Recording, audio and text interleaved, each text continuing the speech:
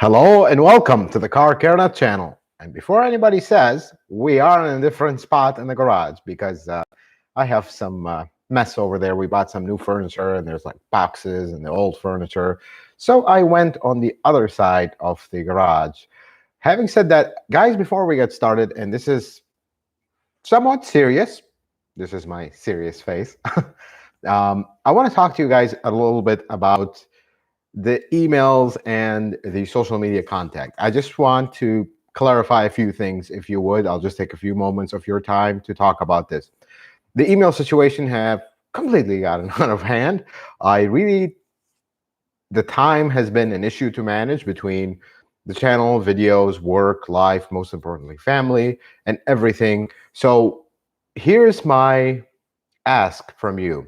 So I am trying my best to get to all the emails, but it is really difficult. I mean, things have gotten a little out of hand, and the social media is really difficult to keep up with. But instead of sending an email, instead of sending something on social media where it is one-on-one, I would love to be able to do the one-on-one for every single viewer. Truthfully, that is something I wish I can do, but unfortunately, time constraints, and when I get 100 to 200 requests per day, it becomes very difficult to keep up and it just starts piling up. So what I ask of you is, instead of sending an email or a social media contact, leave a comment in any of the videos. That makes it easier for me to hone in one place, not start doing 4 different places. Plus, there's a secondary benefit to that to others. This whole channel and everything I do here is meant to help you keep your car running, learn about your car, and that's the main goal of this channel. So I want to continue to do that, but let's work together, because if you leave your questions as comments, they are public. I understand some people might not be comfortable with that, but hey, I am putting my face there. It's public, so join me with that, because if you ask a question on a comment and I give you an answer, and maybe other viewers will also give you their opinion, their answer, there's a lot of good people that are watching this channel who are knowledgeable, who are awesome. This information gets shared with everybody. Maybe somebody is looking for an answer to a question and they'll just find it in a comment and benefit from that. And that's the whole point.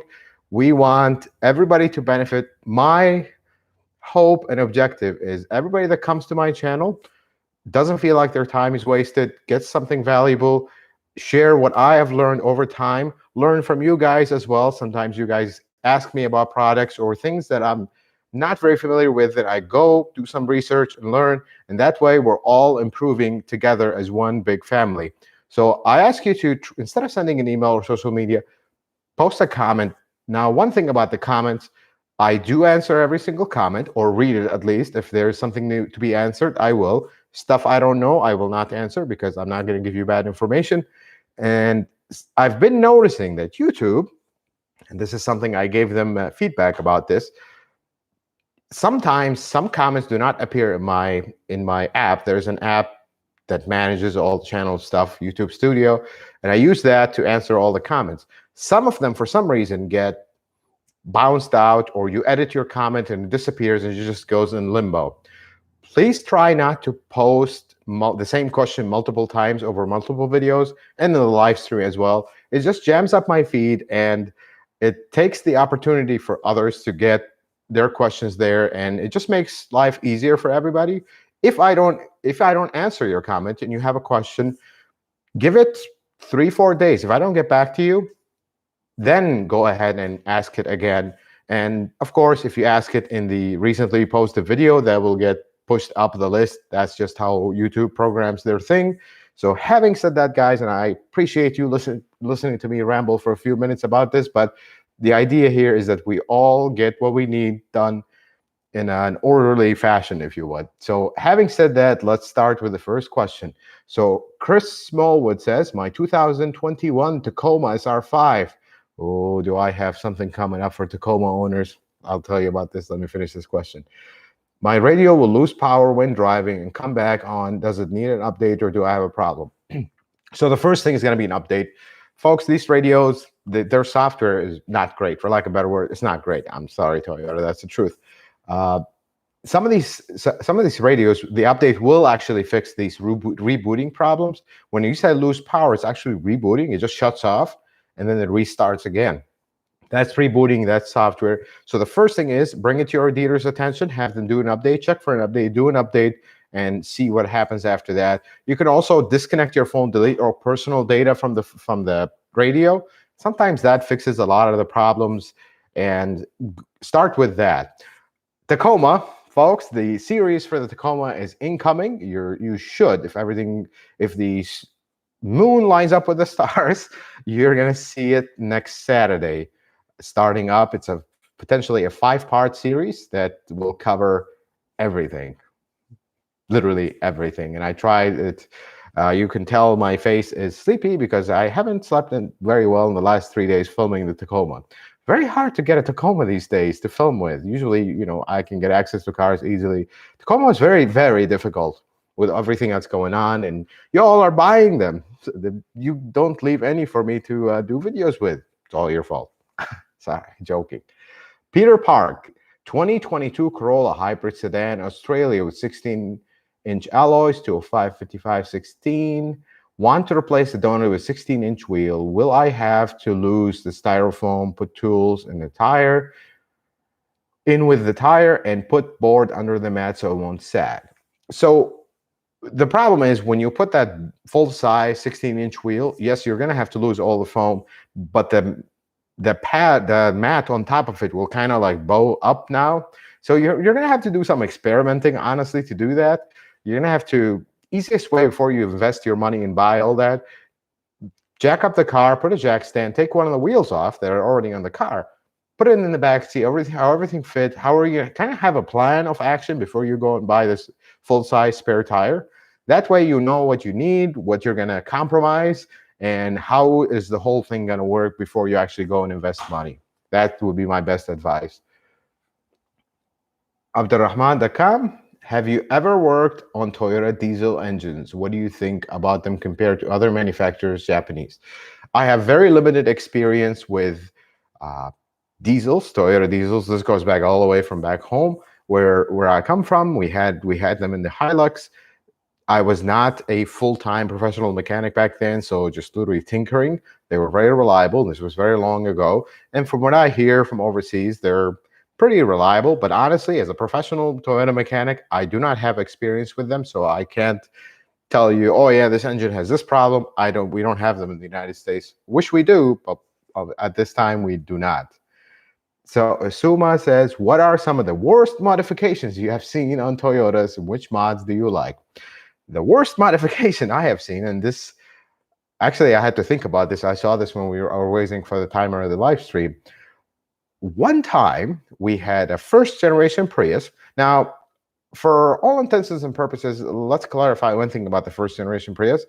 It's the mother of hybrids. It is, in my opinion, it's a leap of technology, but it's not a fast car. Not even close to that. Even the newest Prius is not. That's not what it's meant to do. I remember a customer pulled in front of the dealership, could not back out, and could not really make the turn because he had a giant camper towed with his first generation Prius. I still remember it. It's blue. I have a picture of it. It's somewhere, not blue, that greenish, the color they launched with. I don't know what they were thinking, putting a tow hitch on a Prius. It kind of defeats the purpose of having a Prius, but that's probably the worst thing. Every time I see a tow hitch on a Prius, it kind of makes me wonder. I hope that's just a bike rack or something simple, but I have seen it with a giant camper. So I would say that's the worst one. As far as which mods do you like, I'm not really big on mods with Toyotas, to be honest with you, because you buy a Toyota for reliability, you start modifying it, that reliability starts slowly going out the window. One modifications that I do like, and I think they kind of complement the truck actually, is lifting a 4Runner, for example. If you use it for off-roading, it actually makes it better, and things kind of take it to the next level if done right. Of course, you can't just put blocks and call it a day, but 4Runners are awesome. I think it's no surprise that I like 4Runners. So Fort Lauderdale, Florida, and Daddy Gonzalez. Thank you so much, guys, for joining the live stream. John G. I know this car is very new, but have you seen any issues, problems with the Corolla hatchbacks 2019, 2021? I have not. I'm planning a video, but I'm gonna give it a little bit more time. But something about the Corollas, not just the hatchback, actually the sedan as well, starting 2020, we're seeing a problem with water collecting in the doors. And there are usually drains at the bottom of the door that, they just drain the water, because normally water will go inside the door through the window seal. It's not 100% sealed. But Toyota decided to block these drains. I don't know, what were they thinking? What's the plan there? I don't know. But here's what you need to do. If you own this Corolla, look at the bottom of all the doors, all 4 doors. You're going to see 3 holes and 3 caps on these holes. The front, on the front doors, the frontmost forward seal, remove it. On the back doors, the rearmost seal, remove it. Otherwise, every time you open the door and do this with the door, you're going to hear a sloshing sound. That's becoming a concern. That actually could rot the door really quick. I don't know what they were thinking, but that's something so silly and so simple. Just pull the seals, call it a day. Life's good with there. One thing with the hatchbacks have been really good. I mean, we really have very, very few issues, and they're like random stuff. Oh, this little panel makes noise, a little bit of wind noise, but nothing mechanical or chronic with them. On the 2020 Corolla sedan, I will have to, I don't want to say warn you, but heads up. The 1.8 liter engine has Valvematic, and we're seeing so many problems with these Valvematic on the 20s. It is not good. So if you're buying a 2020 Corolla, I recommend you buy the 2.0. Believe it or not, the new engine with all this technology is a lot more reliable so far than the one with the old school 1.8 with the Valvematic. They solved the problems with the Valvematic in the previous generation, but in the new one, they're back, because now all of them have the same Valvematic stuff. And there's actually a TSB, same thing, and problems. So heads up, if you're buying a Corolla, buy the SE or the one with the 2.0, not the 1.8, at least in my opinion. But the last thing with the Corolla hatchbacks is, if you have a manual, the clutch makes noise, and it's a nightmare to replace the clutch master cylinder. I don't know what was the deal with the design. I mean, you really have to tear into the whole car to replace it. They make noise. It's a common issue. That's the only really thing with the hatchbacks that escaped my mind. But otherwise, they've been really good. So, John Duke, are you familiar with the Phoenix Audio PX6 Tesla-style stereos? And if so, are they a viable upgrade? Honestly, I don't have really experience. It's not a name I recognize. I don't have a lot of experience with the aftermarket stuff generally, because I just don't see them at the dealership. We don't install them or anything. But any radio to install aftermarket, make sure you don't cut into the original wires. In case you don't like it, you take it out, and now you did not damage the original harness. Always use kind of a pigtail harness where it plugs into the factory one, and then you can wire it up. That way, you'll have a way back without chopping into the original harness. Hellraider 2003 V6 1MZ FE tensioner pulley rattling noise after tachometer replaced. So, tensioner pulley. Something about this engine that we're starting to see. This engine is bulletproof. Usually, actually, the dealership doesn't even replace the idlers, the tensioner, because the things last forever. But when you replace the timing belt, the idler pulley in the middle, in between the 2 cams, that one is notorious to make noise, to make a lot of, I wouldn't call it rattling, but like screeching sound, especially when the thing warms up really, like it's at operating temperature, you hear it. The other thing, that other pulley that swivels where the tensioner goes, that one is also common to make noise now that they're getting older. Typically, if you're going inside this thing, replace both. There's just 2 idlers and the tensioner, hydraulic tensioner, and call it a day. And along the side, the water pump, do the cam seal and crank seals, and call it a day. But as far as diagnosis, to know which one is making the noise, get a screwdriver, put it right on the tensioner, and put your ear on it and listen for the screeching. The hydraulic tensioner over the time about sticks at the bottom, like right where the power steering pump is, in that area. Just hear it and then go on top, right? I'm trying to remember, 2003, you said. 2003, I think, has the radiator cap at the top. I'm trying to remember here, going off memory, which years they changed. But if your radiator cap is right on the engine, like at where the hose from the radiator, top radiator hose goes, right next to it, you're going to see the back cover of the timing belt. You're going to see like a little part that sticks out. That's where that idler actually bolts to. Put your screwdriver there and listen to it. You're going to hear that idler. That's the best spot to test these.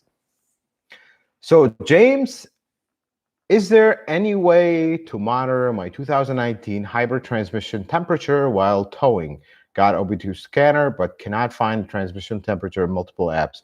So unfortunately, you're going to need a really high-end scan tool to be able to see the temperature, because it's part of the hybrid side of things. It's not like OBD or transmission computer. Hybrids are very difficult to get data out of in generic scan tools. That's one thing that I've noticed a lot with testing aftermarket scan tools. I'm trying to get you guys some good scan tools options or reviews so you know what's the ultimate DIY scan tool, but all of them really do very poorly with hybrids. Hybrids typically don't have a lot of stuff that need checking regularly, but anything battery related or hybrid system related, yeah, sure, there's a few scan tools that, Dr. Prius, whatever, some of these scan tools that are for people who like hybrids, but they're nowhere near as much data as what, let's say, TechStream shows you. So I'm trying to find one that actually can show very similar or the same data as TechStream. So far, no luck, but unfortunately, you're not going to have one readily available that displays hybrid stuff. So, Soccer Dad, how you doing, man? I hope you're doing well. Will putting aftermarket, this is a very good question. I read it before the live stream starts. Will putting aftermarket seat covers impact airbag deployment? Does Toyota sell seat covers that are safety approved? Seat covers are a big deal, folks. Very big deal with airbags. When your airbag deploys, if that seat cover does not rip with the airbag, it's actually going to change the trajectory of the airbag, and now it could hurt you. It could not work in the case of an accident and not protect you. It's a big deal. I see so many people put these random cheapo car seats that are just one size fits all, and they're not airbag approved. The main thing is you're going to notice some of these seat covers will say airbag compatible. They're designed to have a seam on the side that when an airbag deploys, it just rips. It's actually not a strong seam. It's designed to rip, kind of like the seat. So that is essential. Toyota does not sell seat covers for liability, because any company that sells you seat covers, they are liable in case of an accident. If they say that this is airbag approved, kind of keep that in mind, because this is dangerous, folks. Be careful with seat. I'd rather you know, I'm a mechanic. I understand why people would want to put seat covers. Protect your seats. If you work in construction, if you're a mechanic, if you work someplace where your uniform is not clean when you get in the car, or you have kids, you have pets, whatever the case may be, you want to protect that original upholstery. Be careful with that. I'd rather you damage the upholstery than potentially endanger your life putting something cheap out there. Be very careful, folks, because typically, Toyota will tell you we do not approve any seat covers. You can get some seat covers that are approved, but be very careful with them and how you install them. So Richard Bissett, 2016 Tundra, why only 3-liter transmission change instead of the full 12 liters? Should I do the full change to the transmission cooler as well? I have 100,000 kilometers, 60,000 miles. So this is something that is extremely interesting about transmissions, and this is just how the way they are. Doing the transmission fluid is a tricky business. I'll be honest with you. If you do it too much, it's not good.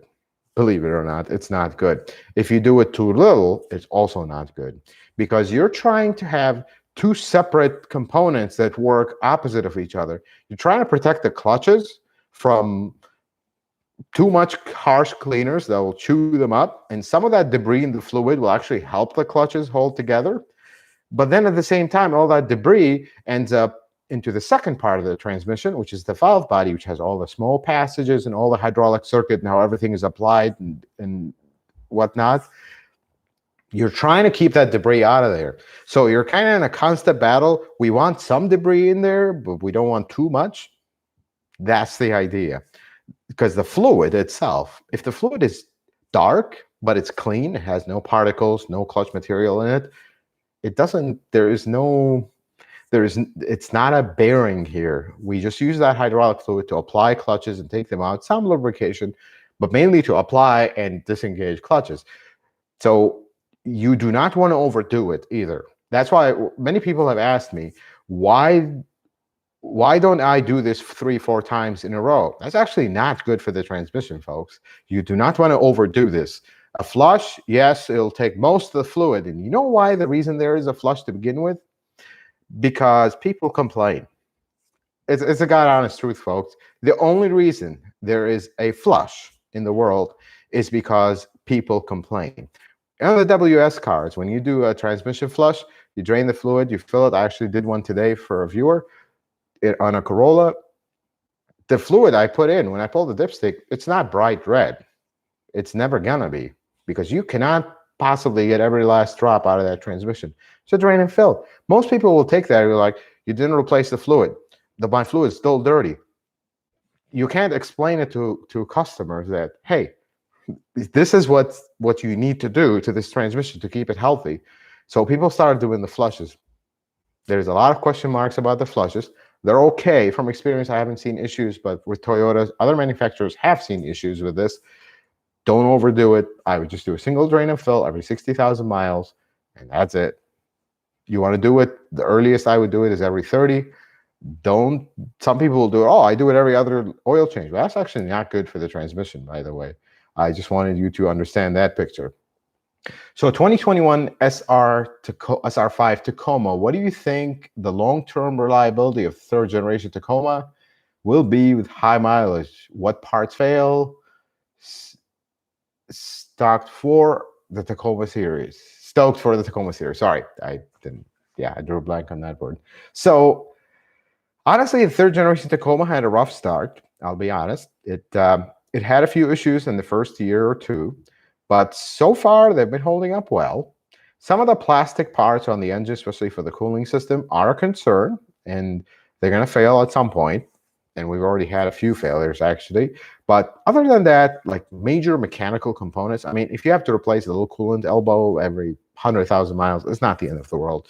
I hope nobody expects to buy a Toyota, drives it for 400,000 miles with oil changes, brakes, and tires. That's not realistic. Something at some point is going to need some repair. They're not expensive parts. Labor is usually not expensive. Some stuff are, but being realistic is a good thing. The new Tacoma is great. I think it's a good truck. I personally like them, but the first years had a few issues, but 2021, you should be good. Most of these issues were addressed. I think the same thing was said, by the way, about the previous generation when it first came out. Everybody's like, oh my God, it's going to be unreliable. It has a chain now. It has variable valve timing. And here we are. They're still great. People love them.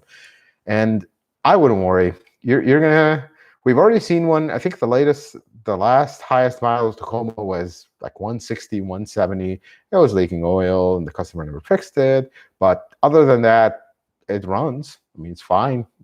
I don't see an issue with it. Okay.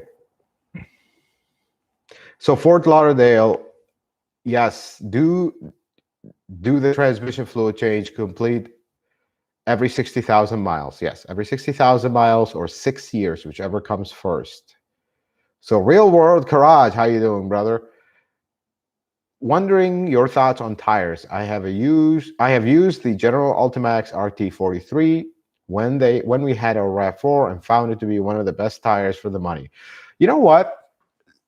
General, they were initially not widely used with Toyotas, but lately I've been seeing a lot of people have good luck with them. And you know what? If the tire is quiet, it is safe, it doesn't produce some funky handling, and believe it or not, some Pirelli tires, hand-cooked tires, on some Toyota models, like let's say some Camrys between 2007, 2012, 13, these are the worst tires you can put on these cars. For some reason, you just have horrible traction in snow and rain.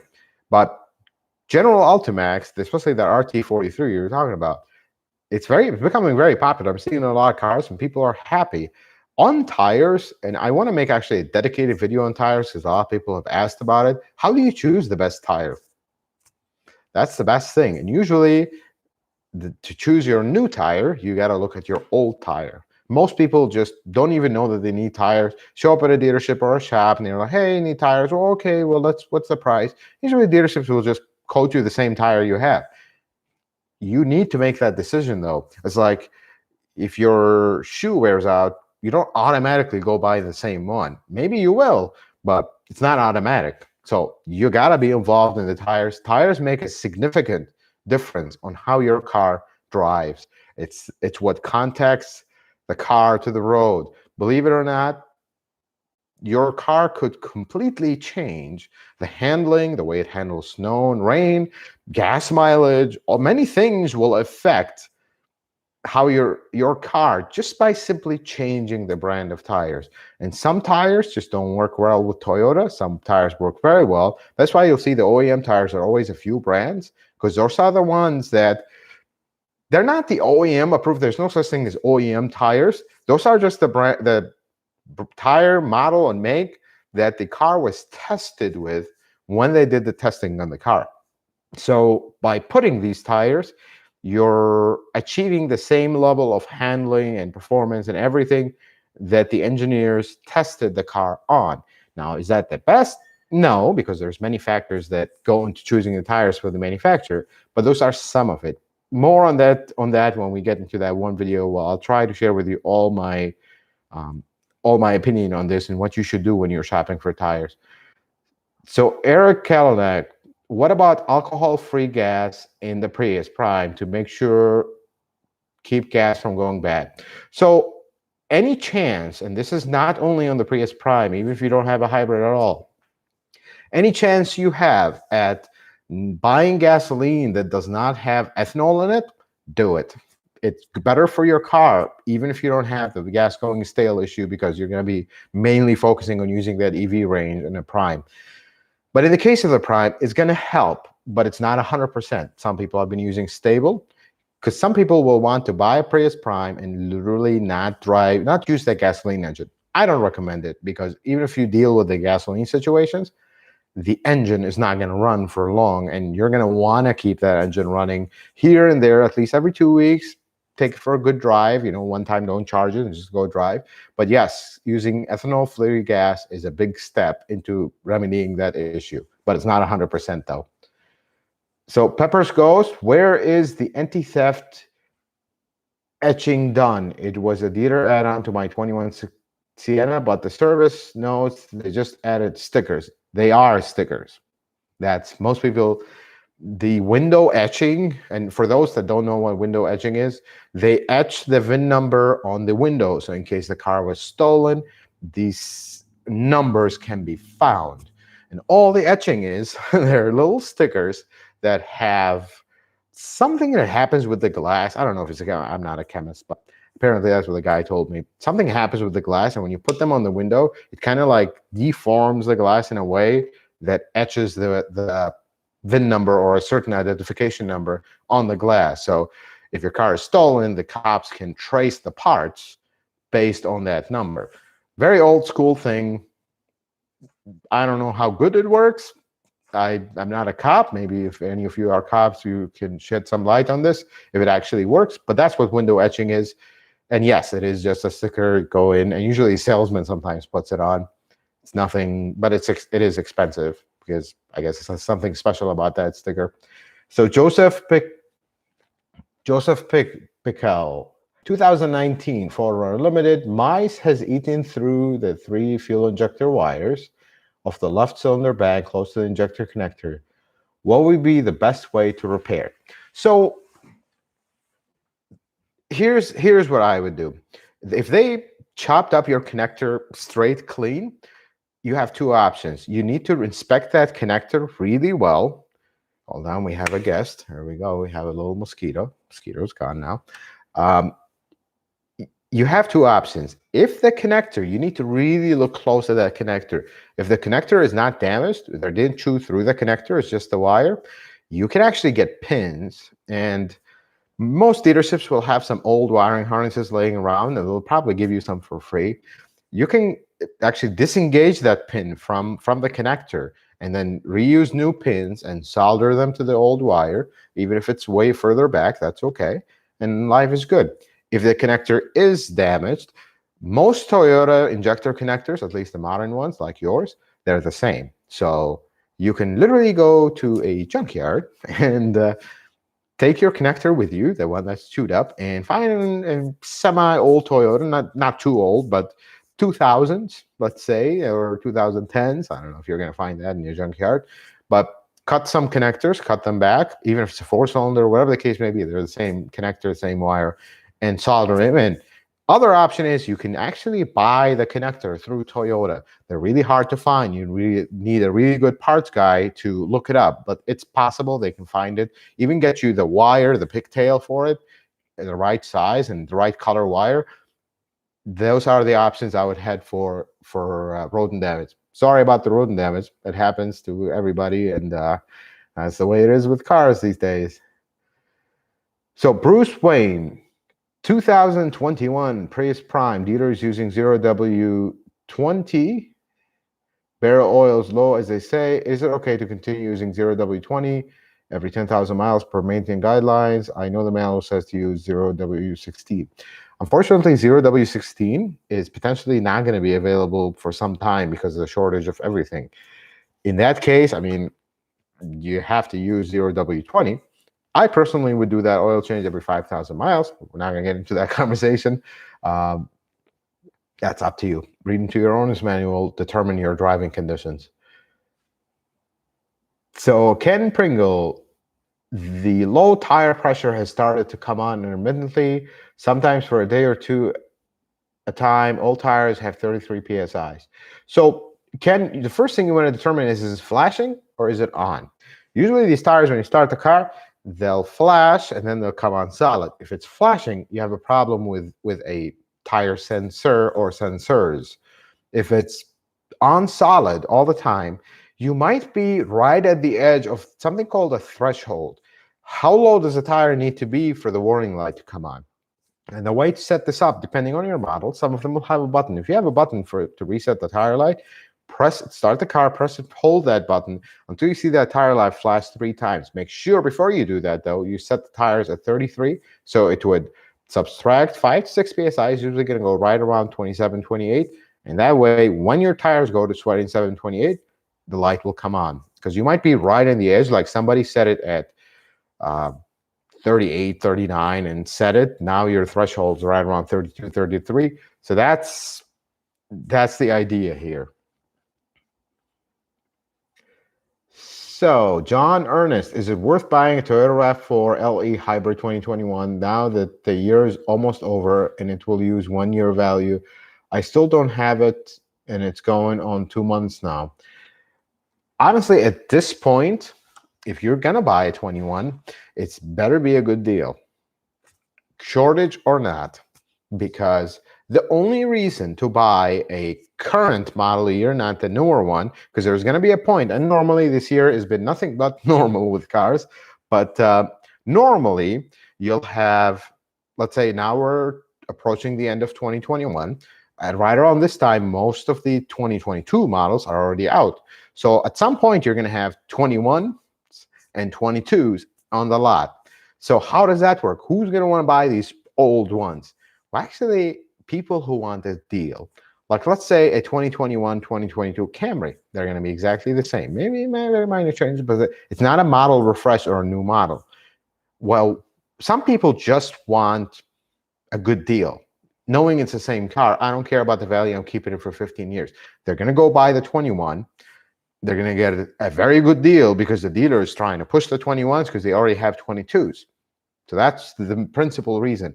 But in these times, if you're paying full price for this, I would definitely ask for a 22, because if you're paying full price, what's the benefit? You're just going to lose value. But in the end, and in order not to make this overly complicated for you and not lose sleep over it or think about it too much, if you're going to keep this car for 10, 15 years, it doesn't really matter. It's all the same. That's the bottom line.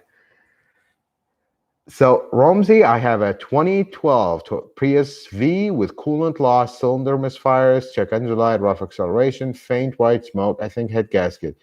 Any opinion of aftermarket Felpro, or did Toyota improve them? Absolutely no, Felpro. You never use a aftermarket head gasket when it's a metal head gasket on a car. Never. That's case shut, file filed, and dust collected on the file. Never use an aftermarket head gasket under any circumstances with metal head gaskets. Toyota makes some of the finest head gaskets, and yes, if they made the finest, why is it blown?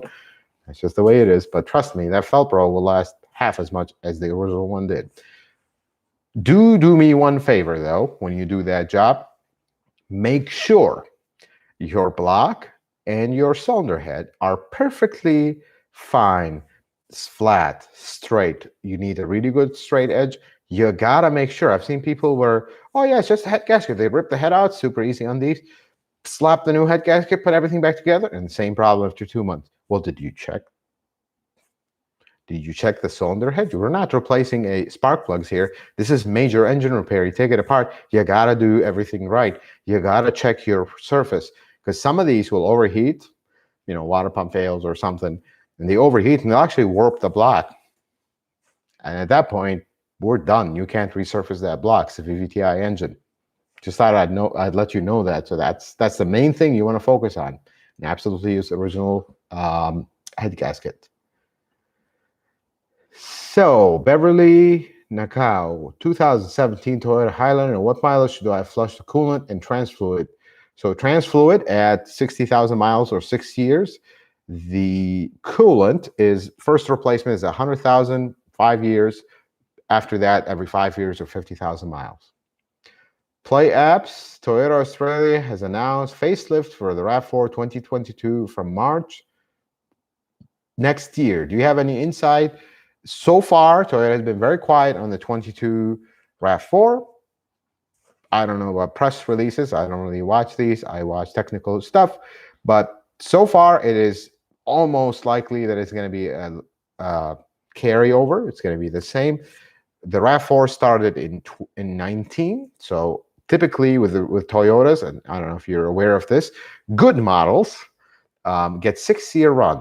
You're going to get the first year. So let's count this one. 19, 20, 21, 22 should be a facelift, not a new model. So 3 years, and then the facelift will live for 3 years. If we look at the Camry, 18, 19, and 20 were the same. 21 had a facelift, minor changes, not a major redesign, minor changes, and then 22 will be the same, 23 will be the same, 24 will be a major redesign. Models that flopped or didn't do too well sales-wise, or just times change on the manufacturer where they had to really quickly change. Example is 2009, 2013 Corolla.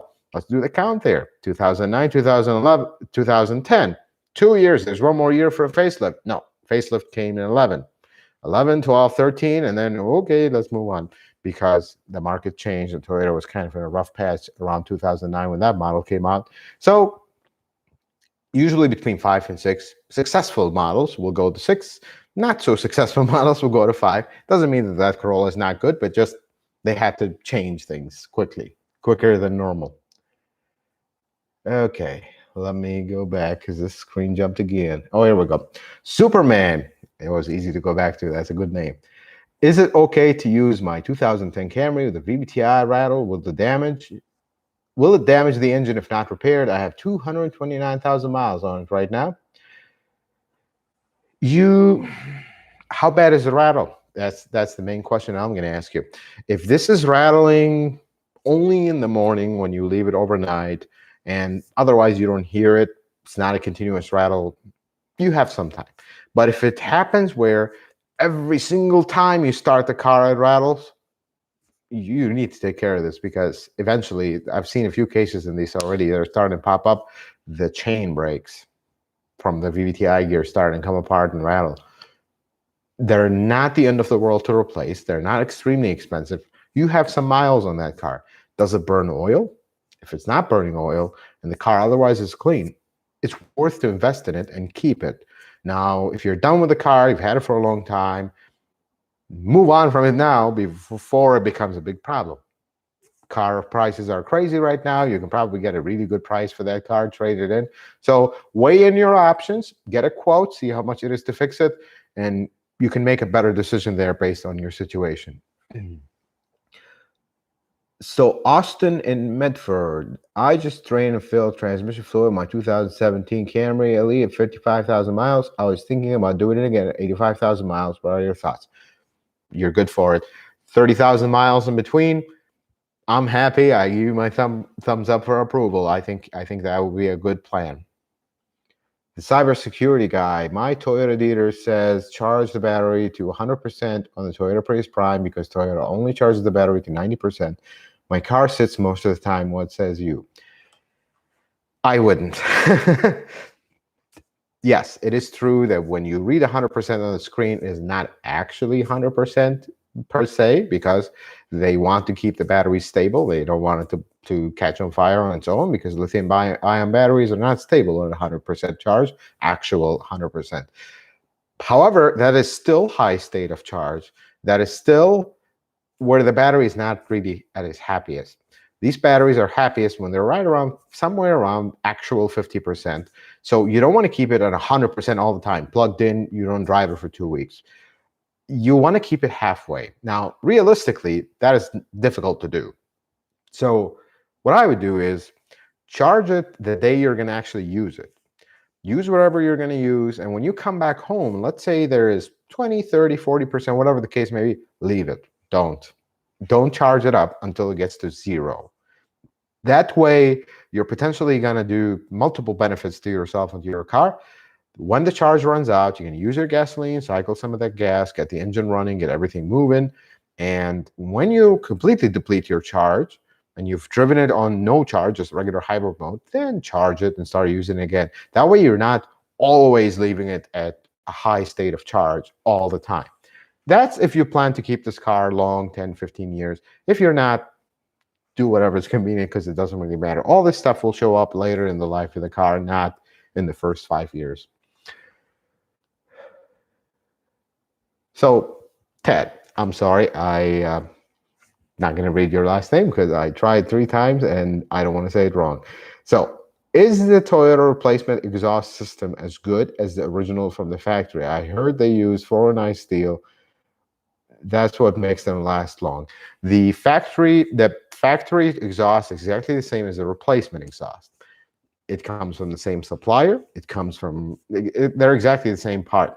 However, one thing you will need to know about this, the older cars, some of them are really running low on stock and Toyota's not restocking them. So you're going to get, we've had actually an Avalon, older Avalon, I think 99 or 98. We ordered 3 exhausts, they're all damaged. And that's it. Toyota said, oh, we don't have any more, because this is the last that remained, the damaged ones, basically. I tried to send it out and see what happens. Didn't work, though. But the newer stuff, like, by newer stuff, I mean maybe, I don't know, 2005 and up, just as a number thrown up there, they're exactly the same. Believe it or not, there was a time where Toyota used to give a lifetime warranty on their replacement exhaust.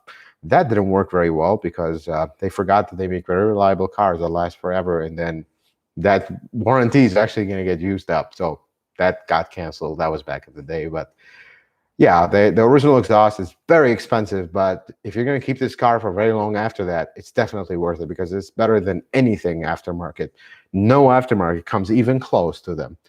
That's just my personal opinion and my professional opinion from seeing the aftermarket ones. Some of them are atrocious, for lack of a better word. Jorge Lopez, my dad took his V6. Oh, I wish there was a V8 Highlander. That would be cool. V6 08 Highlander, 13 years with 54K to the dealership for an oil change. Dealer wants to do a coolant flux, spark plugs. Coolant is still pink. Can we wait or must be done now? There is absolutely nothing with maintenance that needs to be done now. Let's just clear that out.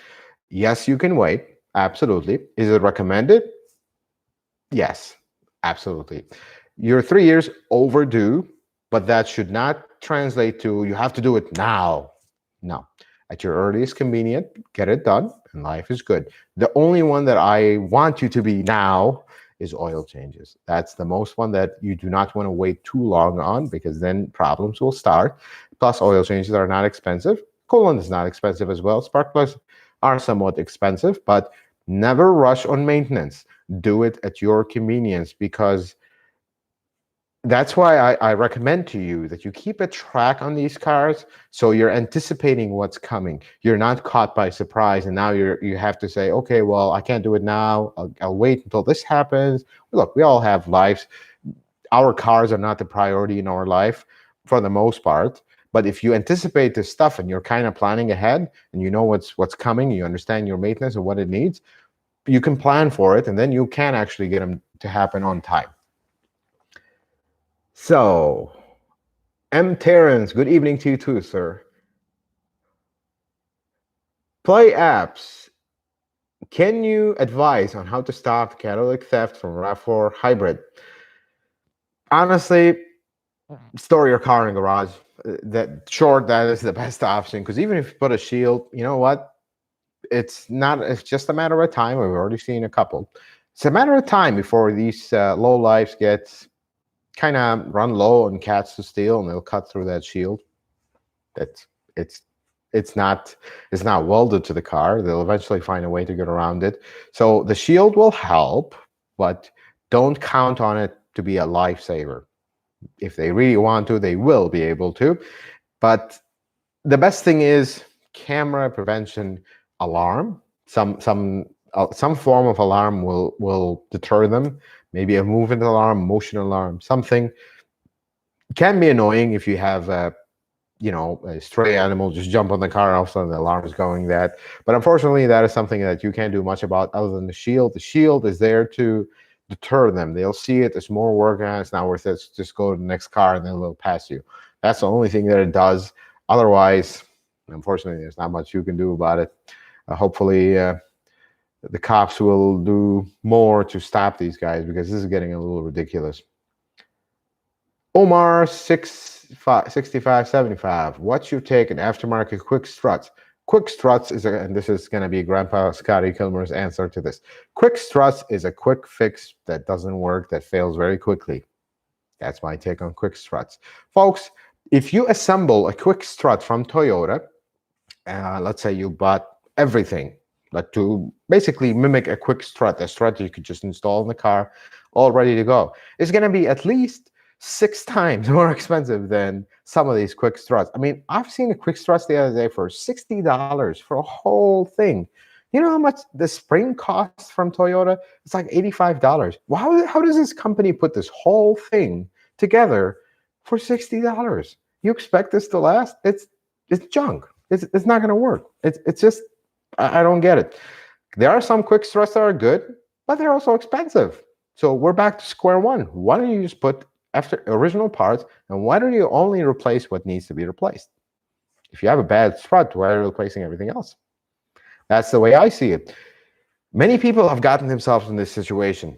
They replace their original struts because some hack shop down the street says, oh, you got to replace your struts every 50,000 miles. Yeah, okay. They replace them with quick struts because when they found out the original parts are 6 times more, oh, no, we're going to put these quick struts. Then the car never drove the same again. And then when they went back to the shop, warranty them, the lifetime warranty, replace it, the same. You lost your original struts that were perfectly fine because some shop decided to replace them at 50,000 miles because I need to pay my mortgage, got to replace the struts on customer cars. That is not how this works. If you have no concern, do not replace struts. I said this in a video guide about suspension, so you understand what needs to be replaced and why and when. Actually, with suspension parts, when is not a factor. You should never replace any suspension part based on time. There's no such thing. These are not maintenance items. These are not fluids that go bad. This is not spark plugs that seizes up. This is suspension. If it ain't broke, don't fix it. Bottom line with that. So I would be careful with quick struts. Spider Logan, thank you so much. So, greetings from Round Rock, Texas. Wonder how hot it is in Texas right now. It's been crazy hot this week in Chicago. This is the crazy thing about Chicago. You get single digit freezing cold winters, and then 90-degree weather with 1,000,000% humidity. So that's fun. Derek Chauvin. Sorry if I said that wrong. I'm almost sure I said that wrong. Does the 2011 Forerunner require removing the exhaust manifold to remove the starter? No. You can get the starter out. You do need to practice your internal joke is you're going to get arthritis from doing this over and over and over. Well, most mechanics have arthritis, tennis elbow, and all that stuff. That's one of the reasons. It's very tight. You have to remove some of the shields, but it's doable. It's not impossible to do. The Tundra is worse, and the Tundra actually calls for the exhaust manifold to come off, but you can still sneak that starter out after some pain and suffering. That's just part of the job, but yes, you can remove it. It'll take some skill, and it'll take some patience, but you can get it off. Tuyen Tran. I just got 2007 Corolla, 105,000 miles. Previous owner did nothing to the car except oil changes every year. You're recommended. What do I have to do to this car now and future things? So this is the classic case of someone, you just bought a car. It has not crazy miles, some miles, but the owner did not do anything. The first thing you want to do is do the minimum maintenance that you need to do. And this is going to surprise you. Don't spend too much money on this car with a question mark, because the car is a question mark to you at this point. Do an oil change. Do a general inspection. Is the car safe? Are the tires good? Are they dry rotten? Are they worn down? The brakes are good? If you live in a rusty area, are the brake lines good? Is everything looking okay, safety-wise? If everything's safety-wise, suspension, all this stuff, everything looking okay, do the bare minimum. Do an oil change, use good oil, use a good filter, and then drive it for 3 months. Because what's the point of you putting all this money into this car to prevent things from happening? And what if it's too late? What if this car has had too much neglect, where you're going to find out after a month of driving, all of a sudden this transmission is slipping, the engine is burning oil, everything is falling apart, and it's like, okay, this is not a car I want. You can then sell it, move on, and you didn't spend small fortunes doing maintenance on a car that's not worth fixing. But if you drove it for 3 months, doing the basics, very bare bone basics, making sure it's safe, and you found out it doesn't burn oil, it drives okay, nothing happens, the transmission is shifting fine, the engine is fine, everything is okay, then go ahead and replace all the fluid, put a drive belt. That Corolla loves drive belts, so you're going to want to put a drive belt. Check it for leaks, check for things, kind of make an action plan. How are we over the next year going to maintain this car, kind of bring it up to speed with maintenance, make sure it's going to last for you without breaking the bank and doing it all in one shot, and now you're spending a lot. But the main thing is, don't be spending too much money on this car until you get to know it, because you have no history of this car, and you know that the owner didn't take care of it. So just letting you know that don't spend too much money on the car before you get to know it. Anderson Rodriguez.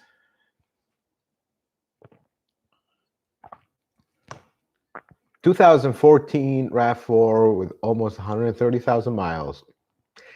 Has this issue, sorry, this is your dad's RAV4. Has this issue, he took it to 2 mechanics. They said the transmission seals are done and is leaking, but he took it to 3 guys and he says the engine seals are done. So here's the rundown of that RAV4. There are potentially 3 leaks that I'm guessing this is a leak between the engine and transmission. Guessing, you didn't specify, but I'll tell you this. The first one is a rear main seal. Common on these, not super common, but it wouldn't surprise me if I see it, because I've seen it before. Just a rear main seal. It's a seal. You got to pull the transmission or the engine out, place a seal. Life's good.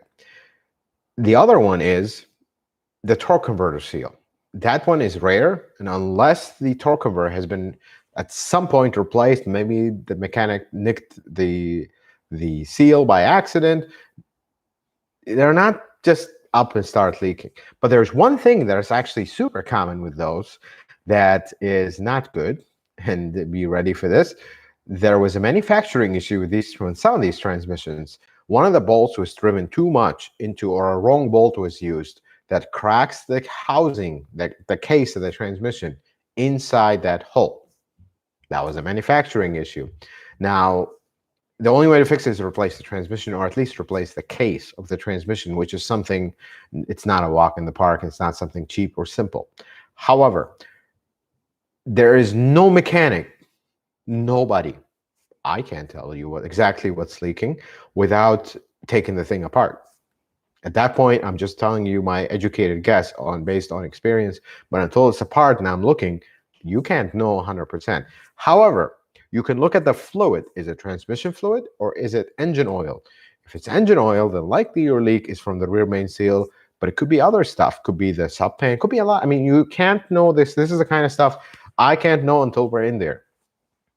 But you'll have an idea, you'll have a trajectory. Where are we heading with this? Okay, we have an oil leak, possibly a rear main seal. Here's a quote for a rear main seal. But when we're there, we're going to look and see, and then re-advise if you need more or less work. Same thing with the transmission. The transmission one, and remember this one, I want to make sure that you're hearing this right. If the oil leak is from the transmission, it is transmission oil.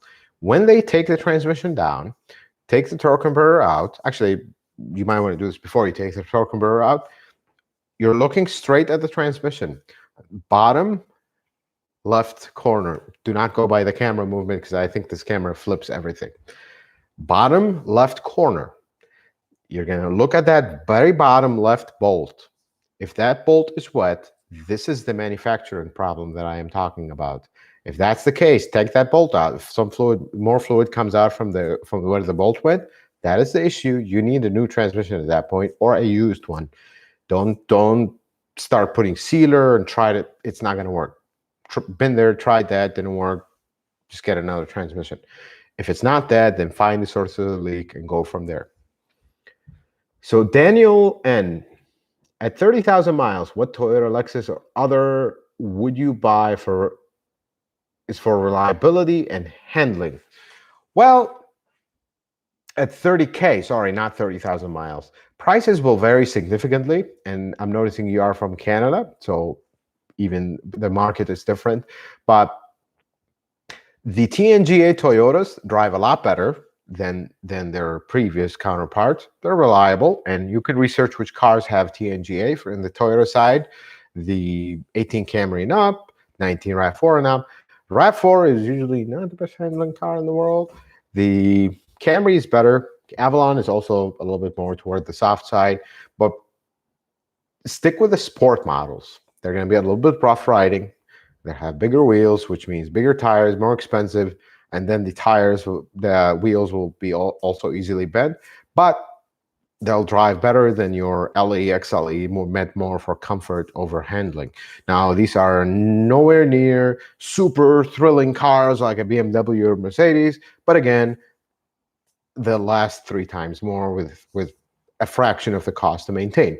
On the Lexus side of things, you have your IS, GS. Now, the GS is not being made anymore, but you can buy a recently newer one for used for around that price, potentially.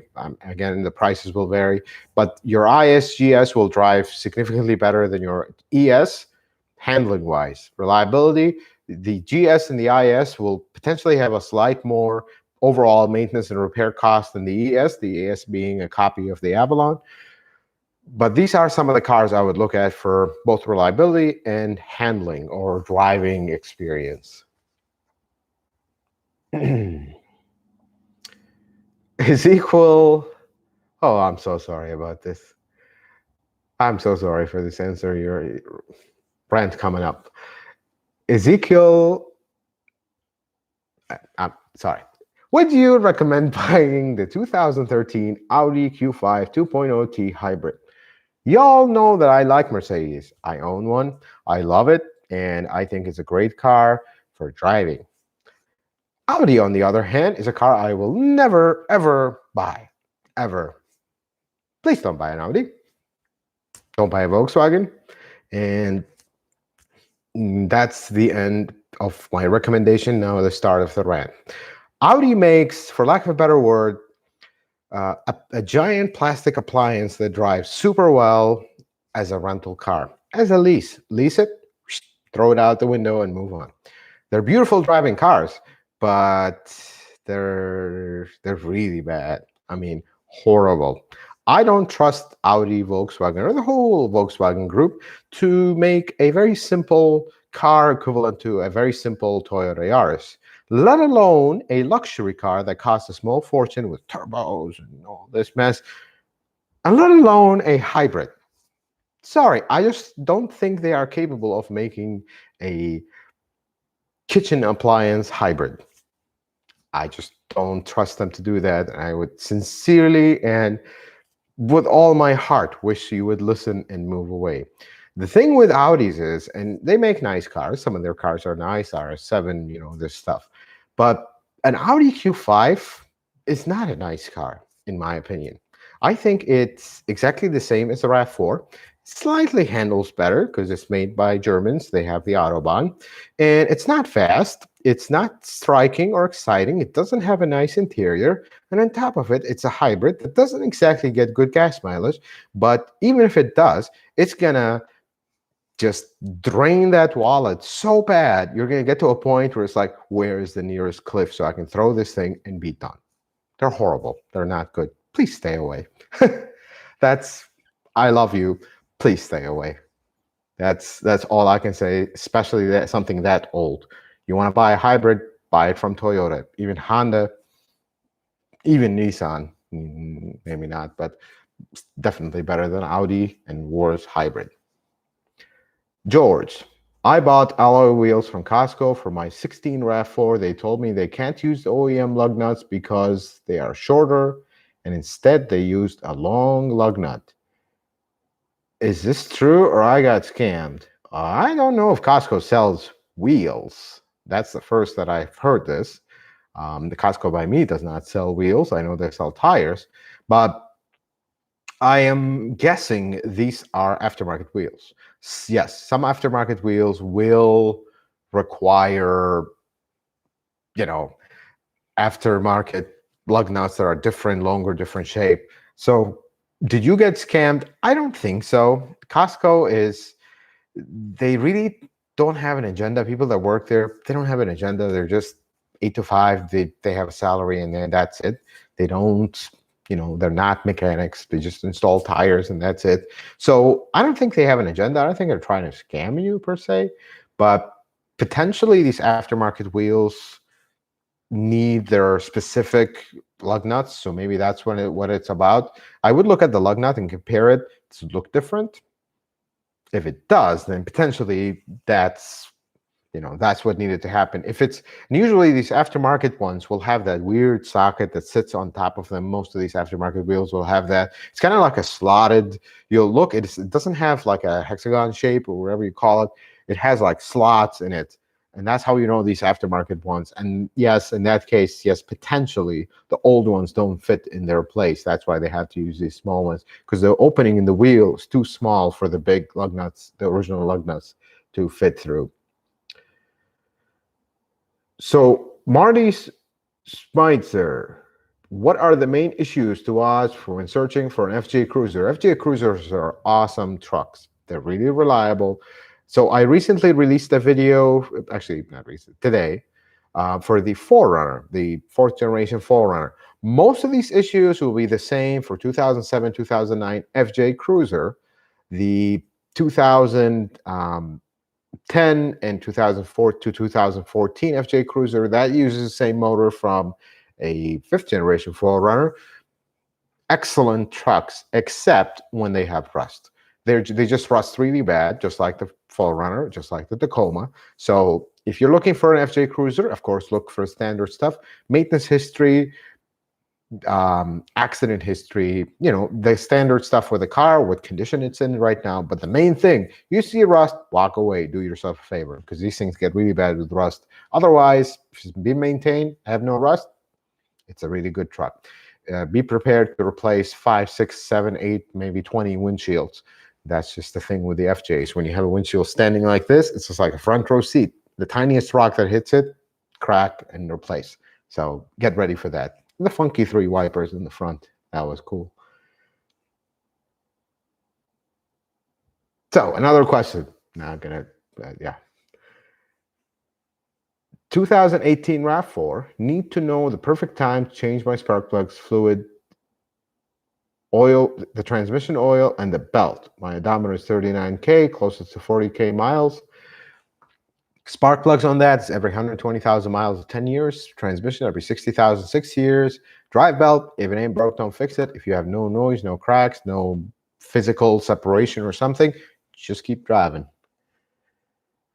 So, the Dreamer, what would you suggest to go aftermarket after watching? I visited the dealership parts depot more than I've ever been. When would you suggest to go aftermarket? Sorry, I didn't understand your question initially. So, I don't want to say never, but look at, you got to analyze certain things, like brakes, for example. Sometimes, if you've done your homework right and you've shopped around, aftermarket brakes don't make sense. For rotors, maybe. But pads absolutely make no sense, because you're paying $5 more for an original pad than the aftermarket one. The aftermarket one could be good, but it also could be bad. The original one, is good because you are replacing them now. The thing is, you want to do that analysis and comparison. Is it worth it? Am I saving a lot? Now, you go look at a rotor, the original rotor, let's say it's $85, the aftermarket one is $35. Well, that's a lot of money. And then brakes, you're not replacing brakes every 2 months. Why don't you just put good quality one and not have to worry about it? Certain parts, like suspension parts, a little arm with a bushing. It's just an arm with a bushing. Yes, it might not last as much as the original, but some of these arms from Toyota are ridiculous. Ridiculous. You get a little arm for $400. Aftermarket one, $50. No brainer. Even if it lasts 1 year, you're going to replace it 5 times until you get to that cost. So that's how, when you start doing that logic, and then you can go with the aftermarket ones because they make sense. You got to do that analogy every time you replace parts. Is this worth it? Different case maybe if the finances are not good, you're really trying to strap every buck, then yes, unfortunately, you're going to have to be forced with. But sometimes it doesn't make sense. Over $5, you're going to go with a question mark aftermarket over the original. The original parts, for the most cases, will be better, at least with Toyota. So you're going to have to do that decision by researching and getting the best prices on both, and then making an informed decision. Don't just go, I'll go aftermarket, it looks cheaper. Well, what if you can get the original for cheaper? You gotta look. So Lewis Hain just bought a 2012 Toyota Tundra X oil filled truck. I'll be towing a lot. Should I change the transmission fluid before using it? Absolutely. Now, if this thing has a lot of miles, be careful. But your best bet is to replace that fluid and replace it often, because if you're going to be doing towing, this was a work truck before, the likelihood of this needing that consistent transmission fluid change, don't change it earlier than 30. Realistically, if it's been changed every 60,000 miles, you're good at every 60. James, what is the loud noise when shifting RAV4 hybrid from park to drive? Any way to dampen it? So we're talking about a click, and I need to hear. Usually with sounds, I need to hear them to verify what's going on. But is this car parked on an incline, decline? Maybe it's just a parking pole kind of making that big noise when it disengages because it's under load. That's the only thing I can think about it. The only other thing is these things have, if this is a newer one, James, if they have that proximity alert, when you switch it over park, it'll make that kind of UFO sound. The Yeah, if they make that, that's a proximity alert. That's normal. There's not really a way to dampen it. I can't tell you. You can, but that's a safety device. I can't advise you to remove a safety device. But yeah, the only thing is use your parking brake. Some of these cars will have an automatic, but some people will disable it by mistake. So make sure you. I talked about this in the video for the parking brake, how to service brakes, how to disable it, how to enable the automatic parking brake. Always use your parking brake with Toyota transmissions. It's a good idea. Do not rest the whole weight in the car in their parking pole. Yes, some people have done it for 20 years, nothing happened, but do you really want to always live on the edge like that? Just put your parking brake. So Scion, time for a new pair of tires. Looking for something bigger or taller to increase ground clearance for a Toyota Sienna 2011 four-cylinder. Honestly, consider a lift. Putting bigger tires, taller tires, not always works because you're going to have clearance issues, rubbing issues. It's going to be trial and error. You're going to put a bigger tire and hope for the best, but if it rubs and makes noise, then you're kind of stuck with them at that point, so be careful. Jalal, 2018 4Runner Unlimited. Please let me know at how many miles I've changed the transmission, gearbox, fluid change, 60,000 miles, so 6 years. Nathan B, why does it seem that vehicles built in Japan are so much more reliable and better put together than others? That is the question of the century. And I'm not going to get into it too much, but I have a video coming up, and we're going to have a guest who is familiar with Toyota production and factories and how cars are built. He's been in every single factory. We're working on that behind the scenes. We'll sit together and we're going to share with you our honest opinion. I work on these cars and I see them when they're 10, 15 years old. He works on the production side and between the factories, and he's been to everyone, sees how they do things, and we'll give you the bottom line. The bottom line is, the absolute truth is, the difference is negligible to almost non-existent.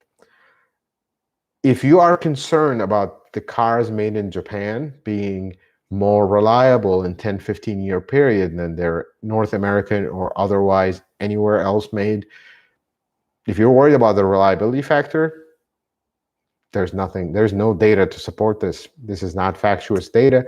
Some people might be doing this on the internet. They have no facts. I have facts because I work on these cars, and I've owned North American cars as well. And I don't see the Japanese ones faring anywhere better. They have the same recalls. They have the same problems. They have the same common problems. They have the same thing. The only difference is that first year. And not always. It depends where they are made. Doesn't mean the ones made in North America, because North America, there's a lot of factories in North America. There's a lot of factories in Japan. Some of them are good. Some of them are less good. Doesn't mean they're bad. The biggest thing is cosmetics. It really comes down to this. And you know what the best part is? Paint quality, stuff like this will come up in that video. Paint quality, fit and finish, gap, panel gap, la, la, la. But you know what? Most people will buy the car, and this poor Japanese guy at the factory that spends half his life making sure that paint quality is flawless, is at a level of a Rolls Royce, basically. And then if somebody will buy this car, park it under a tree, it's going to be full of tree sap, and they'll wash it once every 6 months. And does it really matter at that point that high quality paint? No. And the panel gaps. Somebody will buy the car, after year 2, they'll crash it, and all these panel gaps will be all over the place. So it doesn't really matter. No, they're exactly the same, folks. Do not fall into that. A lot of people do this with no facts. We're going to talk about this in an upcoming video. So Mr. PC 2014 4Runner makes clunk sound occasionally when going up or down a hill, and almost constantly pulls to the right. Mechanic balanced the wheels, performed alignment, but that did not change anything. So you have two concerns here that I see. makes clunk sound occasionally when going up or down a hill. Is it when you brake, or when it's driving and you go over a bump, or you're just going up? Some of these will have the clunk from the brakes, which is normal. Some people have complained about it. Some people have not noticed it yet. They all do. Actually, most Toyotas do that clunk from the brakes. But the pull, you're going to want to look at your tires. Cross-rotate your front tires, rotate them to the back, see if the pull changes. The other thing is, just because the alignment is good, it needs to be good. Not green is good. No, it needs to be, what are the numbers? How's your camber? Some of these trucks, is this truck lifted? You know, that's where we start getting into this. This is going to need diagnosis by someone who understands alignment, not just look at the numbers, they're green, that means we're good. That doesn't always mean we're good. So, Mark Zano, 2007 Sienna Reman rack, okay to use. Cost difference is several $100s versus OEM. Oh yeah, in this case, yes, because the rack for the Sienna is ridiculous expensive, and they used to make a Reman which was a lot cheaper. They stopped. I don't know why, but that's Toyota's decision. In that case, yes, because you're saving lots of hundreds of dollars that you could use to buy your kids something nice to take them on a vacation. Yes. And if you're doing this DIY, absolutely, because you're not paying labor. And if it fails after 2-3 years, oh well, just do it again and move on. Hopefully you have some warranty and do it yourself. But in that case, yes, because you're saving a significant amount. The rack pinion for that Sienna is ridiculous from Toyota. I don't understand why is it so expensive. So Lee C, can you recommend maintenance for my 2016 all-wheel drive Highlander, 115,000 miles, spark plugs? What about transmission, front rear differential service? For the transmission, ideally every 60,000 miles or 6 years. Because your car is newer, you don't have a lot of years on it, you have some miles, and I'm assuming the transmission hasn't been done, I would do a single drain and fill and call it a day. On the spark plugs, every 120,000 miles, 10 years, looks like you're right there, 5,000 miles more. If you want to throw a PCV valve while you're in there, do not overpay for this. We're talking $15, $20 additional, or maybe they'll charge you a few bucks in labor. I mean, it's not really worth it. But the front and rear differential, ideally every 30,000 miles, and the first replacement is very important. I don't know if this was done. If it was not, don't panic. It's okay. Just get it done and try to follow it up every 30, 60,000 miles, especially actually both in this case, never mind, take that back. Do the transfer case, do the rear differential. Life's good. There is no front differential in this car. It's part of the transmission and it gets replaced with the transmission fluid, but there's a front transfer case that does need the fluid replaced, and the rear differential, they have the same kind of fluid, different from the transmission fluid. And one thing you might want to do at this point is coolant. Engine coolant, you're past 100,000 miles, you're right at the 5-year mark-ish, so go ahead and replace it as well. Life's good.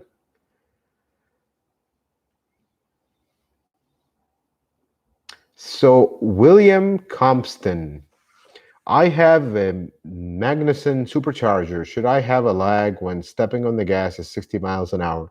Sometimes these will lag, and it doesn't have to do with the supercharger itself. It might be the transmission downshifting in that moment where things are kind of building up to the moment, but they usually don't have a lag, at least not a significant one. They'll have like a momentary kind of, I don't want to call it hesitation, but just a momentary pause before things take off. But it's very quick, not like a turbocharged where they have a lag. But I doubt there's a problem unless you have vacuum leaks, which you didn't list the car, so I don't really know. But that's the only thing I would check for if it's a significant delay. So Linda Duke, hello once again from Mexico. Love your channel. Thank you so much for watching. Looking to purchase a RAV4 Prime XSE. Any ideas when a 2022 model will be available? Supposedly, and this is just hearsay from talking to salespeople, supposedly anytime now, any day now, they're going to talk about the 22. So far, there's nothing official that I've seen. I don't really lurk around the press releases from Toyota. That it will leave that to the cup holder counting folks, but technical wise, there's nothing released. Of course, it's going to be the same. I doubt anything will change, but so far, no real information. But at this point, RAV4 Prime is not really an available car. It's a hot commodity these days. I would wait for the 22. Don't be in a rush to buy one of these. Wait for the 22. It's right around the corner. This is a very expensive car. Might as well make the wait for the 22, not for a 21 or the last production 21. I hope that's making sense. But it should be available soon. If anything, in the next 2 months, you're going to hear something for sure about it. We have another visitor, another mosquitoes. Lots of mosquitoes, by the way, around here with the humidity. So Toyota Lexus lover. We bought not long ago a 2018 Toyota Highlander Limited V6, and it's leaking coolant for some reason. So I'm trying to think what's common on these. The thermostat is becoming somewhat common on these, not to leak, but to cause issues. But do look at that water pump. If it's leaking from the passenger side of the engine, water pumps are somewhat common on these to leak. And if it has some miles, it's probably that. They're not terrible to replace, but that's I don't think of anything else. I mean, hoses, but really that's not something common. Wouldn't be the high on my list. If you couldn't find the leak at all, do a pressure test just to see what's what. Probably you'll see something leaking at that point. But if you do see a leak on the passenger side of the engine, it's probably that water pump. 2012 Corolla, how often does Toyota recommend transmission flush? That's a little old, and if it hasn't been done every 60,000 miles, 6 years, do replace it every 60,000 or 6 years. We're past the 6 years, so I'm assuming it's been done at least once. So I just did one today. It's the simplest transmission in the world. You just open the drain plug, then measure the amount, put the same, start the car, warm it up, check it with a dipstick. This one has a dipstick. MD Cars DIY. Sorry, I commented on 2 of your videos. Things happen. It's okay. But just trying to keep the... Sorry, I'm going back to the beginning of the live stream. Trying to keep the comments feed freed up for everybody, so it wouldn't be too much. If possible, if I don't get back to you, maybe YouTube did the thing to me where I didn't see the comment. If it's 3-4 days pass and you don't hear from me for an answer, you're welcome to ask that question again as a comment or join the live stream or something like that. Carlos Loyola. Sorry if I read that wrong. I didn't notice that was an O, not an A. 2014 Sienna immediate steering shaft replacement at 100,000 miles. I hear a clunk sound on the steering wheel. Is it an easy job? So, Carlos, the thing about the intermediate shaft is, first, don't be in a rush, because that's purely an annoyance. You're going to hear that sound like driving around a parking lot. Kind of slow movement. You hear clunk, clunk, clunk, and you feel it in the steering wheel as well. They're not very difficult to replace, but you need to be aware of a few things. First of all, you want to lift the car up only on the, and I'm assuming you're doing this DIY, lift the car only on the driver's side. Take the wheel off, jack stands, of course, because you're going to be getting in and out of the car. You're going to turn the wheel and look at where the shaft connects to the steering rack. There's a 12mm bolt right there. Position the wheel in a way where you can see that bolt. Take that bolt out, but don't push the shaft out. Then go inside the car, look underneath the dash. You're going to see the exact same setup. One 12mm bolt, kind of a clamp like this, and then the bolt goes and clamps it together. Take that out and just wiggle the shaft out, and it should come out. If it's a rusty one, you're going to have to beat it from the bottom to get it out. The main thing you got to watch for is do not let the wheels move. That's why I told you lift the left side only. That way the other wheel is on the ground and being held. But the more important one is do not let your steering wheel move, because if you let it just turn, as soon as you disconnect the shaft, the steering wheel will literally do one of these dealios. It'll wind to one side or the other. First, you lost your steering rack center at that point. Second, you could damage your spiral cable, clock spring called in the outside Toyota world. It's spiral cable in the Toyota lingo, but be careful with this. You're going to want to use a common thing is to use your seatbelt, wrap it around like kind of loop it inside the steering wheel and lock it and pull it. That way it's holding the steering wheel from turning left and right when you disconnect the shaft. Otherwise it's not really difficult. If the shaft is seized on the rack, that kind of can be a pain, especially doing it on the ground. You want to put a screwdriver or pry bar right in the middle of the opening. So that circle where the shaft goes, this is the opening of the shaft, and it'll have a circle, and that's where the bolt goes. You're going to want to put your screwdriver or pry bar right in the middle of that opening and tap on it with a hammer. They'll actually open it up and it'll come out. Some of these can get really hard to get out. That's the only thing, but if you got that thing out, everything else is super easy. Mavic Sky, what is the recommended oil change mileage on a Prius C Aqua using original Toyota 0W20? In fantasy land, you can go 10,000 miles. I would do it every 5,000 miles. You said Aqua, this might be kilometers, so let's not confuse ourselves. 8,000 kilometers, not 15,000 kilometers, is what's recommended. If you want to go 15,000 kilometers, be my guest, but make sure you understand the conditions that bring you back to 8,000 kilometers in your maintenance guide. So, Mr. PC, you're following up with your previous question. So, about the Forerunner with the pull, cross rotate your tires. That's the first thing I would do, because if you have, there's a condition called tire kinicity. It's very possible that that's what's causing your pull, and really dive into the alignment to see what's what, not just green numbers. The car's pulling, something is causing it to pull. If this is a modified car, that might be your problem. So folks, let's take a few more questions and then we're going to call it a wrap for today. And then I'll share with you something about a car that I potentially will be buying. So Aladdin Basil, hi my friend, I have a question. What is the part number for cable and connector for the ignition coil Toyota Sienna? I should actually have that number handy, and I'll try to get some of these connectors and take a picture of it and kind of post it so you guys will have it as a reference. I do not have this part number with me right now. They're really difficult to find in the repair manual, because I mean, in the parts manual, it's actually a separate book that has all the connectors. You're going to want to call your Toyota dealership. Some of them will have them handy where you can easily, they remember them because they're common. But I'll try to get one of these, have them around, take some pictures with it, and have the part number for you guys, because they're mostly the same. Prince Albert, does Toyota ever update the software in the radio control unit? Also, is there a cheap way to update the GPS maps? For the radio, they do. For the ones that are capable of getting updated, usually the newer stuff, you can. Cheap way to update the GPS maps, honestly, use your phone or use a window mount. Toyota GPS is not the greatest. Actually, most car GPSs are not the greatest. They're very ancient, and most manufacturers charge you a small fortune to update the map, and at some point, they just stop making updates for them. So that's always a lose-lose proposition for updating the map.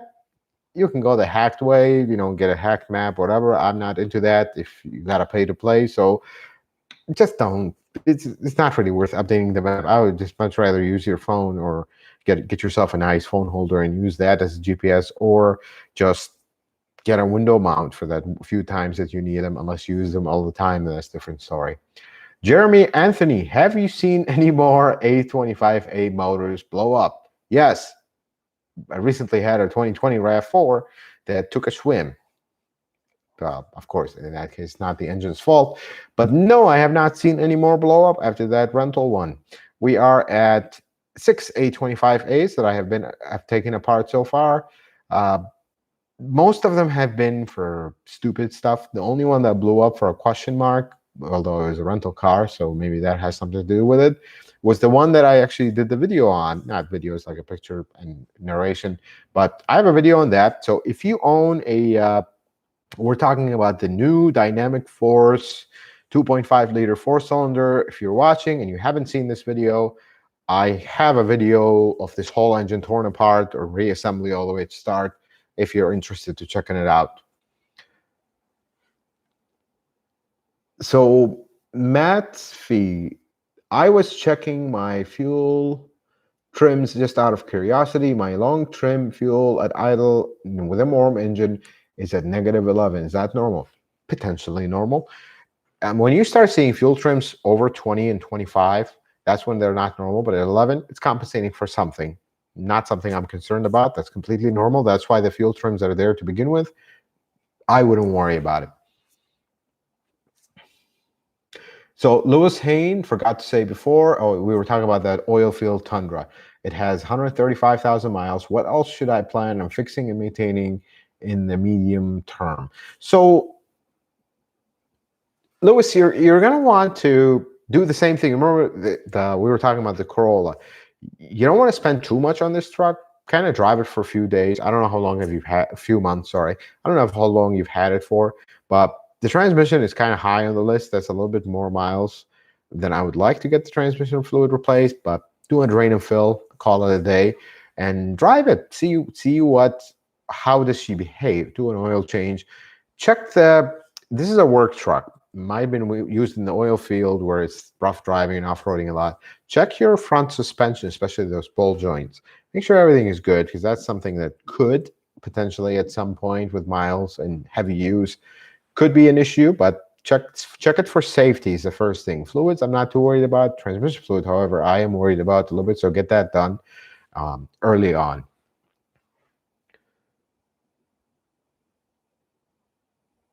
Oh, this is a good one. Jeremy Anthony, what is the TOAR FE motor in the Instagram picture? Did you take that motor out of the bottom? So let's talk about that for a bit. But before that, folks, if you want to see random stuff that I do at work that I'll post pictures of on Instagram, do follow the channel on Instagram. It's I'll put some interesting stuff there that you won't normally see. Engines out of cars, transmissions, some weird stuff that I see coming in the shop that I will find interesting and share with you guys. But that 2AR, so I had a 2.5 liter, the old 2.5 liter 2AR FE picture kind of hanging off with the sling to the side. I was doing a torque converter on that car, and most people will be like, why are you pulling the engine? Well, on the RAV4, it has a multi-piece subframe, and the subframe is kind of a pain to remove. I just don't like them, and I don't generally like removing subframes that are multi-piece on like the RAV4. So I can pull the engine out of that. I've done so many of these. There was a point where every other car was a torque converter for a RAV4 when we were having those issues. So I pulled the engine, usually hour and a half, the engine is out, pull the torque converter, put it back, basically do the whole job in 4 hours and be done with it. It's very efficient that way. It's much easier, much safer. You don't have to mess with the subframe, no alignment. The customer gets a free coolant replacement that you have to drain the coolant, few additional gaskets for the exhaust. Life is good. So I usually pull the engine out when I do these, except on the Camry. Camry's very easy to torque converter on. Just yank the trans out real quick. But that's the picture in the Instagram. So I had that engine hanging to the side as I was doing the torque converter for that. All right, folks. So I'm going to take the last couple questions, and we'll make it random. I'll just take a question from the middle and the last one later. Let's see here.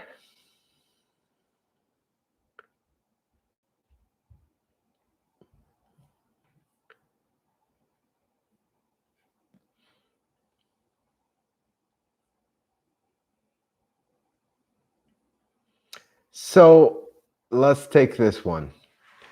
Ryan Scott, many Toyota trucks transfer case calls for 75W liquid gold. Is this a must, or will GL5 75W90 gear oil be acceptable?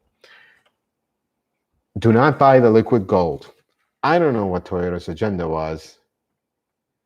It's $80 a can. You potentially need 2 for that transfer case. It is ridiculous, is the word for it. And the only reason they went with that is for gas mileage. Again, we go back to this wonderful stuff. Putting 75W90 absolutely will not do anything. It has been done for years and years without any issues. However, you need to be aware of one important thing. The torque vectoring cars, we're not trucks, we're talking about some Highlanders, very new, latest generation Highlanders, some RAV4s, mainly adventure, limited TRD off-road on the RAV4, and the limited platinum and XSE. I'm trying to remember a quote of memory here. Those will require that liquid gold fluid. Just thought I'd bring this up to you because there is actually two kinds of that fluid. It requires a different liquid gold than this one, but I just thought we'll bring this up since we're talking about this. There is LSD type fluid, and there's just a liquid gold, the 75W. The LSD one has to be used in torque vectoring. So in that case, you're kind of stuck using that one, or at least use a fluid that has a friction modifier for LSDs. The Forerunner, the mainly is the Forerunner and the Tacoma, the ones that went with the 75W, just use 75W90. It's been used, nothing happened. You will lose 0.3 of an MPG, and the world might start turning, but that's okay. I think that's okay. Use the 75W90, you're going to be okay. So, Jeremy Anthony, sorry, you should do a video with Faye Headley. Okay, who's Faye Headley? I have no idea. Do let me know. I have no idea. So, the last is always first. Let's take the last question. Who is the last comment? Chapin in Chicago, my fellow Chi-Town guy or gal. What is the best used Tacoma I can buy? What year you recommend? Thanks for your help. I'm assuming you are in Chicago. So buy one that is not rusty. Maybe take a little drive to California or Arizona, buy one from there, bring it here, undercoated, life's good. So the main thing is 2005, I'm going to give you this range of recommendation. If you want some features, go with 18 to 21 Tacoma. They have the best features. They're nice. They're very good. If you flat want reliability and you just want a truck that is very reliable and don't care for power, go with a 4-cylinder Tacoma any year. 2005 and up. The 4-cylinder before 2005 was didn't age very well, especially had gasket problems and whatnot, but it's okay overall. If you want old school, if you can find one that's not rusty, the first generation, so all the way to 2004, and then 2005 to 2010 are okay. They're very good. 2011, 2015, they look exactly the same. They're actually improved a little bit. And then 16, 17, 18, these might not be the years I would buy, especially used. Too many question marks, and I would just, if you're going to go for that generation, go with late 18, 19 and up. Otherwise, 2011, 15, they're really good. Do not buy a rusty Tacoma. You will dislike it. So, folks, I guess Faye Headley, sorry, well, she's not a viewer. She's apparently a YouTube channel. Okay, well, I'll check it out. I don't know what kind of YouTube channel, but I'll look into it. I don't know. And I'm noticing here some that's a good one. Northwest dude. AMD just poo-pooed the 3RZ. I am offended. Well, wait, 3RZ? What's 3RZ? 3VZ? The VZ is not a good engine. Oh, the 3RZ. Gotcha. Okay, so Faye Hadley is a Toyota technician. Oh, yeah. Now I remember. Yeah, I think, didn't she have an auto show? Not an auto show, like some show on Motor Trend or something? Yes. Sorry, I am. By the way, if it's something you might be interested to know about me, I am terrible with names. I am much better with faces. I recognize people by their face more than names. And usually it takes like 17 times for you to tell me your name before I remember it. But every time I see your face, I'll remember who you are and everything, and how many miles your car has, and how much I spent cleaning your engine cover when you brought your car for service. That I will always remember. But yes, All right, folks. So we're gonna call it a day right here. I made this long live stream a little longer so we can cover a little bit more questions because I rambled on at the beginning. Folks, if you like this live stream, consider giving it a thumbs up. If you don't follow the channel on Instagram and you're interested in seeing some sneak peeks here and there from the dealership, just go ahead and follow me. It's the Car Care Nut. And Facebook, I don't really post much there. I try to put my videos there, so some folks follow me there. Let's see here. Oh, sorry, I saw one here. Please go in depth on Lexus versus the German. I could. One last thing I wanted to ask you. So I made a video about the maintenance on my dream car. I don't know if you guys saw that. If you liked it, and if you're interested to really know the actual cost of ownership, not some mindless money pad, well, how much? I can actually get into it because I have all the receipts from when I owned this car, and you'll actually see how much does it actually cost to own a German car and maintain it. Someone who's OCD and does everything. You'll know, and we'll go from there. All right, guys, I won't take any more of your time. Thank you so much for watching the live stream. One thing, the following week, we're not going to have a live stream, and you're going to notice the new theme of the live stream. Every 3 weeks, we're going to have a live stream every Saturday at 7 p.m. Central Time. The fourth week, we're going to take it off. That will be a weekend dedicated to the Car Care Nut family. So we'll go out and be all free and roaming around. But next weekend is that weekend, and then we're going to come back the following Saturday, which I think is the 28th at 7 p.m. Central. Until that, folks, thank you so much for joining the live stream. May the Lord bless you and keep you, and you guys have a wonderful day.